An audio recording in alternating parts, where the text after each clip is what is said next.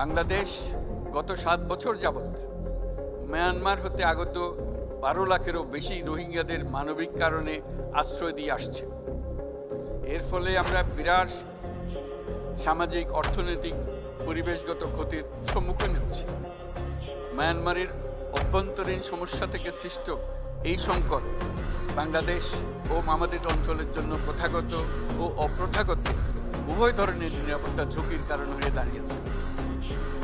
Myanmar থেকে বাংলাদেশে বলপূর্বক বাস্তুচ্যুত রোহিঙ্গাদের সহায়তা করতে আমরা অঙ্গীকারবদ্ধ।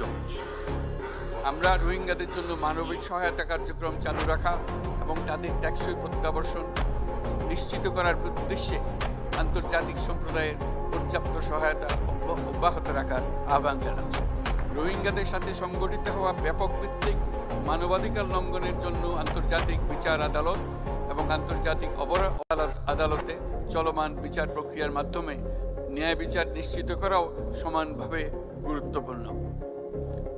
রোহিঙ্গারা যাতে নিজ দেশে স্বাধীন এবং মর্যাদাপূর্ণ জীবনযাপন করতে পারে সেই লক্ষ্যে অনুকূল পরিবেশ তৈরিতে জাতিসংঘ অন্যান্য আন্তর্জাতিক প্রতিষ্ঠানের ধারাবাহিক প্রচেষ্টার প্রশংসা দাবিদার। এই লক্ষ্যে রোহিঙ্গারা যাতে পর্যাপ্ত নিরাপত্তা ও অধিকার নিশ্চিত করে তাদের নিজ ভূমি রাখাইনে ফিরে যেতে পারে তার পথ সুগম করা অত্যন্ত দরকার। মিয়ানমারের প্রতিনিয়ত পরিবর্তনশীল অবস্থা বিবেচনা রেখে বাংলাদেশ আন্তর্জাতিক সম্প্রদায়ের সাথে একযোগে রোহিঙ্গাদের নিজ দেশে মর্যাদাপূর্ণ টেকসই প্রত্যাবর্তনের জন্য পরিবেশ সৃষ্টিতে কাজ করতে